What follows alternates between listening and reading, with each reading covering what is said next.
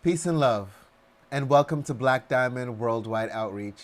Happy Easter to each and every one of you. Happy Resurrection Day. And I just know that as you go through this wonderful season of fasting and crucifixion and resting and resurrection, that you will see a brand new day. Just like one of my favorite songs from my favorite musical, The Wiz. When they killed the witch, they all sang, "Can't you feel a brand new day?" And today I know that you are feeling a brand new day. At the end of this fasting period, at the end of this Lenten period that we have come to, we know that we are just brimming with excitement and joy and expectation of a new and a great and a wonderful life.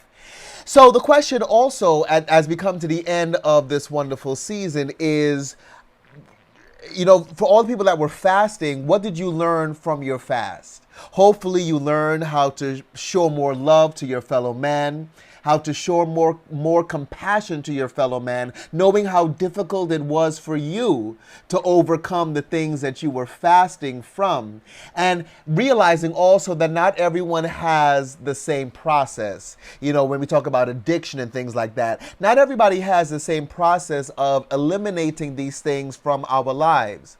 So hopefully you found a greater understanding of yourself and a greater understanding of the will and the willpower that it takes mankind to overcome. And in this now, you get to a spirit of resurrection. So today we go into the last word of Jesus on the cross, which is, "Lord, into your hands I commit my spirit." Because Jesus knew that even on the cross, there was something great and wonderful. There was a resurrection to be had through his mind, through his body, and in his life. So let us affirm that together. Fist in the air, top of your lungs. In the spirit of the resurrection, I am free. In the spirit of the resurrection, I am free. Now, in complete surrender to God, Jesus' prayer, "Not my will, but thine be done," was answered. With this statement, all personality was dissolved, and the spiritual was allowed to shine forth. We must become the breath, the body, and the movement of our loving God this Easter Sunday. This is complete acceptance. It is the last barrier that must be broken down in consciousness. So it means that we have to now work on dissolving the personality, dissolving the ego, dissolving the opinions of others. We must also in these moments think, why do I even care how others will label me? Why are people so scared to live true and authentic in their resurrection, knowing what they've gone through to even get to the point of freedom? Because for many people, once you live a certain way and you start getting into the opinions of others, you start hiding from yourself. You start lying to yourself, about who you truly and really are. And when you get to the point of absolute freedom, why do you care how others will label you? We must realize that God shows up in whatever way we recognize God. God shows up in whatever way we not only recognize God, but also identify God. Which means then that worship shows up the way we identify it. In other words, think about this. When I think of God, right, I don't think of God as just a man. And I've heard some people say, oh, God is a she. God. I think God is much more than that. God has to be much more than that. But the reason we call God man is because that is our point of reference. We have been told throughout our lives, and we see in our world, that the highest creation that has been made, when we look at the animals and the plants and all these things, the highest creation that was made is us. So we consider God to be part of us, identification of us. But what if God was bigger than that? When we think about who God is and what God is in our world. God is not only mankind, but God is the animals, God is the trees, God is the oceans, God is the sands, God is the stars, God is the... So why are we limiting God to just being man? Why are we limiting our worship? In other words, the things that we are paying attention to, those are the things we worship, whether it's money, whether it's love, whether it's people. The things that we are worshiping, they show up, the energy shows up the way we identify it. But God is bigger than that. Today, I want you to know that your resurrection is bigger than that. Whatever you think about your life, it is bigger than that because God is bigger. Let's stop confining God. Let's stop confining God and let us know that the spirit of Jesus, the spirit of the resurrection, the spirit of Easter, let it show up for you today and every day. So in other words, whatever you think your goal is, whatever you think your dream is, think bigger. Times that by 1,000,000 and you won't even scratch the surface of what God can do and be in your life. Your God is bigger than that. Fist in the air, top of your lungs. My God is bigger than that. My resurrection is bigger than that. My life is bigger than that. When we are put to the cross in our lives, we do not need to worry. As we learn to commit our spirit into the hands of God, there is no need to worry. Envious tongues are made to be silent by the realization and the revelation of the true self, the self that shines forth even in crucifixion. It is the true original birthright of every being, and so it is recognized by every being. So at this time, we don't need to worry. We don't need to worry about what people will say. In fact, we can build a new race of people. You know, we look at the races that are on this planet, and next week we'll be celebrating our Earth Day service, you know. But we look at the races on this planet, and the one thing I realized that, okay, yeah, we have different degrees of melanin in us, but we're all the same. We all have a body. We all have places where different things on the body should be. So therefore, we are all one. If we can get away from who's black, who's white, who's from this part, who's from that part, and realize that we are all earthlings, that should be enough. We are all children of God, and that should be enough. So, as children of God, it means that we are children of love. Let's build a new race of people who love. Let's be a people who respect each other, who encourage one another, who heal one another. This week in the Keeper True Lent, it reminds us that the overcomer qualifies himself or herself for this new race of love. It deals with overcoming. Overcoming what people will say, the opinions, right? Overcoming the doubts that we have about ourselves. As we learn that we have to live together, you know the old saying back in the 90s, can't we all just get along? Can't we all just do this? It means then, because I believe that so many people have these hang-ups, they have these pet peeves, they have the things that annoy them about other people, but it's because they have not overcome something within themselves. The situation that they are judging resonates with them. It's a part of them that they have not healed. So when they overcome that, though, then they qualify themselves for a race of love.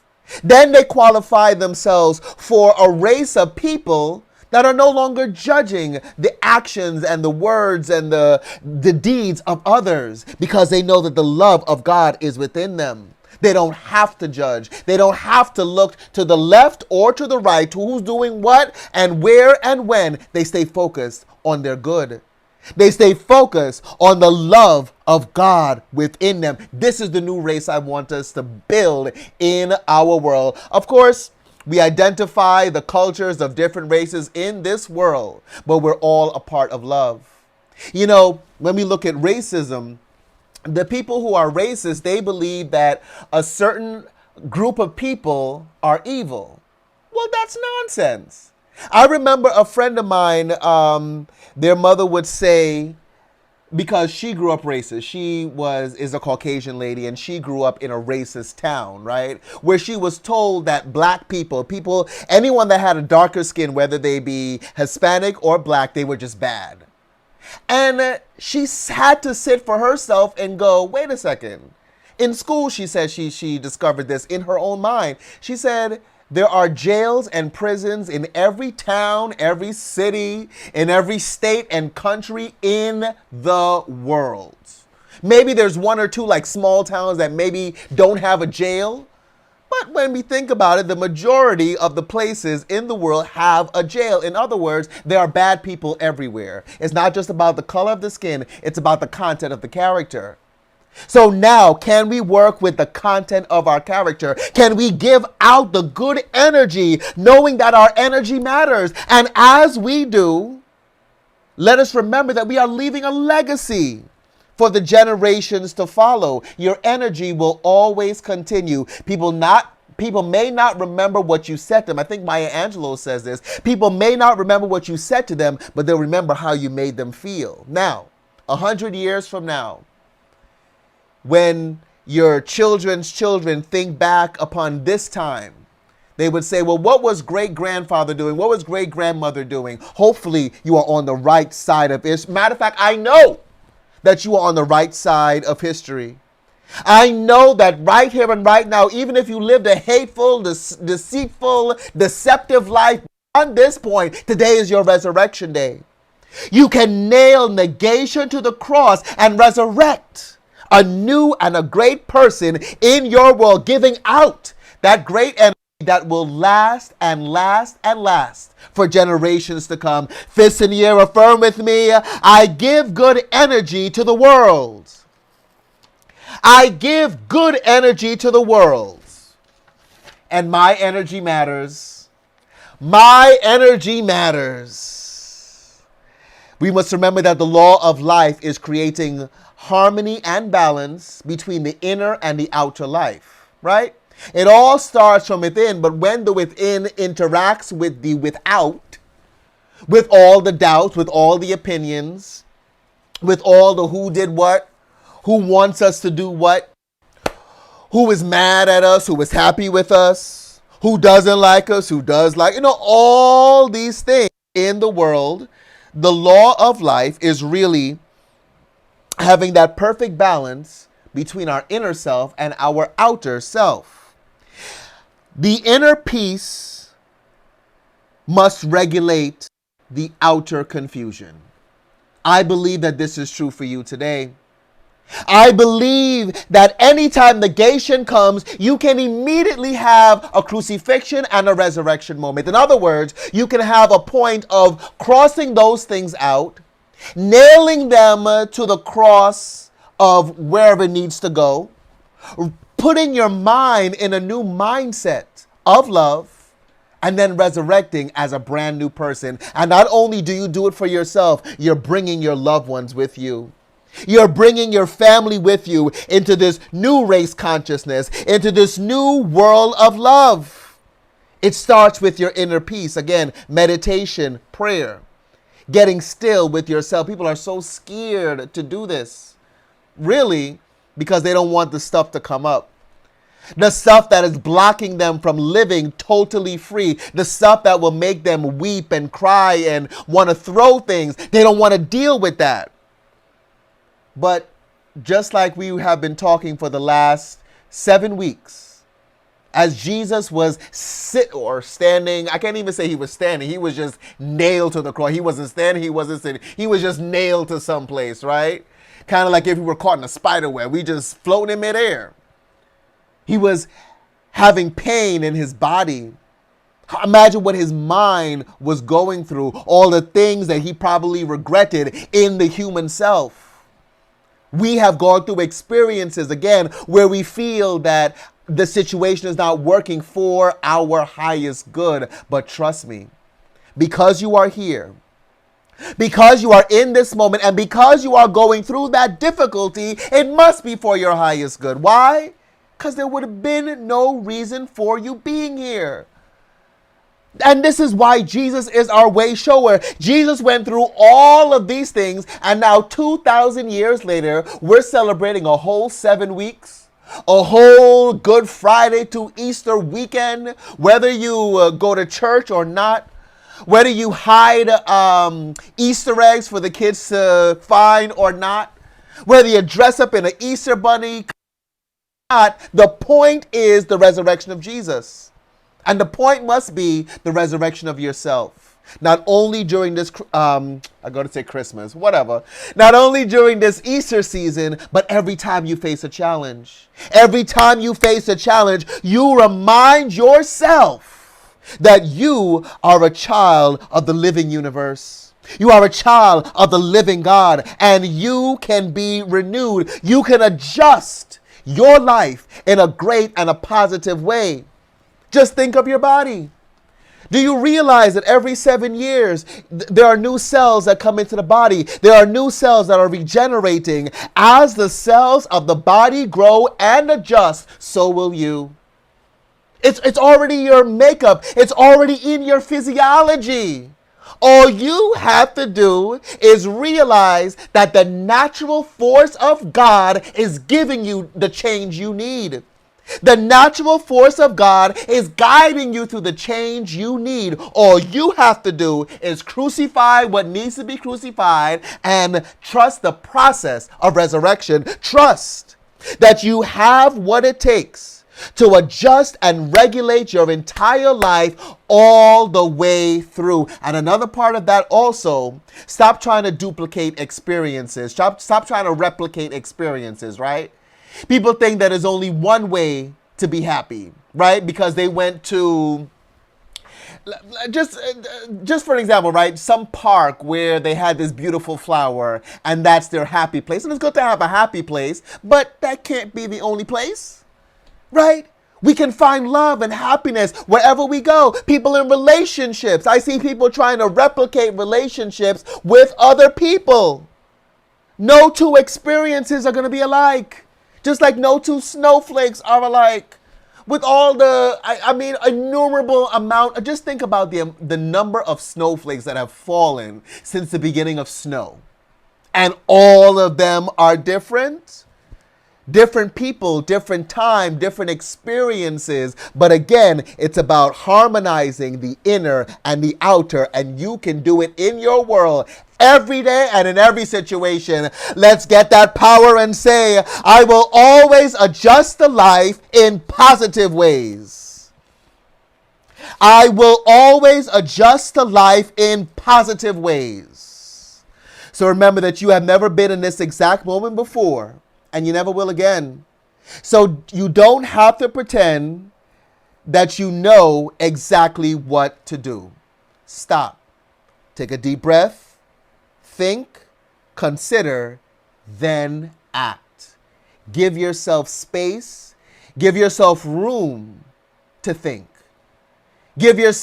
Allow yourself a moment to think and adjust your consciousness and your thinking so that you can come out great the other side. One point I want to leave with you also is continue to bless your world. And that means everything in your world, starting with your meditation, but also your food. The things that you're putting into your body, know that the foods that you are eating is fulfilling your body, is giving your body alertness. Watch the people and the places where you eat. I love to eat alone. Sometimes if I'm with good company, then I'll sit and eat with other people. But for the most part, I like to eat alone. Why? Because I don't want anyone coming to me with any kind of nonsense. Like I say, unless we're about to have fun, I don't want to eat with anybody because I got to think about my digestive system. I got to think about my mind. I got to think about how this food and how the energy is affecting my body. Therefore, positive vibes only. So let us begin to bless our food. Bless the people we share our food with. Allow time for digestion. I remember the theme was 9 to 5. That means a job, right? You went to work from 9 to 5. You had an hour lunch break. So it gives you time for the food to digest. I don't know where these companies came up with 30 minutes. By the time you heat your food up, eat, and sit back, you got to go right back to work. That's not good for digestion. Get up, walk around, do what needs to be done to increase good in your body. Also, bless the substance. In other words, your money, but not just money, but the things that you have to survive. Bless that with increasing power. Can we bless our money with increased buying power? Yes, we can. Bless your mind with fruitful ideas. Bless your relationships with love and joy. And put your fist in the air and affirm with me, I bless my world in the love of God. I bless my world in the love of God. And the last point I want to leave with you this great Easter day is the steps of the crucifixion. People always forget that middle day, right? Jesus was crucified on a Friday and he was resurrected on a Sunday, but there was that in between, that resting period. So you have to identify the things that you need to crucify. In order to identify the things that no longer serve you in the world, nail it to the cross of the past, right? And then you have to rest. Give yourself time to gather, to regroup, to recuperate. Because there's a change that is happening. Once you get rid of something, something else will take its place. You need a minute to think about what you're doing, to regroup, to recuperate in order for you to get to your resurrection. Now, in a Jewish custom, the dead must be taken care of before sunset. So the Jews, as Jesus was dead already, so the Jews went to Pilate the king with the request that the legs of the three men, remember Jesus was between two thieves, and they requested that they break the legs of the three men to hasten their deaths. The Roman soldiers broke the legs of the two thieves, but when they got to Jesus and discovered that he was already dead, they did not break his legs. However, to be absolutely sure that he was dead, one of them drove a spear into his side.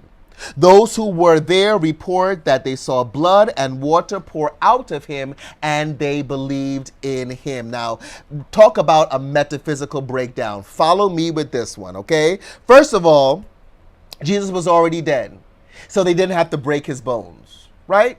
So when this body became spiritualized in the resurrection, there were no bones that were broken. He was whole and complete. Friends, after your crucifixion into your resurrection, there are no bones broken. There is no emotions and no heart broken. You are whole and complete. The other thing was that when they pierced him in the side, it drained water and blood. So we know that our body is mostly water and it has blood in it. That is what the human side needs to survive. Now, in metaphysics, we learned that once it was drained from the body, he was no longer human. He was pure spirit. Today, you are pure spirit. Today, the last, as we said in the beginning, dissolve the personality. Today, the personality is dissolved. You are complete. You are perfect, not only today, but all days to come. We cannot resurrect fully until we release fully. So you got to release. You cannot hold on to what you think is happening or what you think will complete. In the end, you will be complete. Trust the process of this all-universal force and know that you will be complete, and put your fist in the air and affirm, my joy is complete. My life is complete and perfect now and always. One more time. My joy and my life is complete and perfect right here, right now, and always. Friends, I want to thank you for visiting us here at blackdiamondworldwide.org on this happy Easter day. I want to encourage you to follow, like, share, and comment with us on our Facebook and Instagram pages at Black Diamond Worldwide Outreach. Please share with other people as we post inspirational quotes throughout the week to keep ourselves encouraged. Just remember that you have to get rid of the things that no longer serve you and enter into this wonderful world in a great and positive way, knowing that the same God that brought you to this moment will see you all the way through it and will build up your strength and your character so that you can say, Lord, into your hands I commit my spirit. Happy Easter to you. I love you. Be blessed.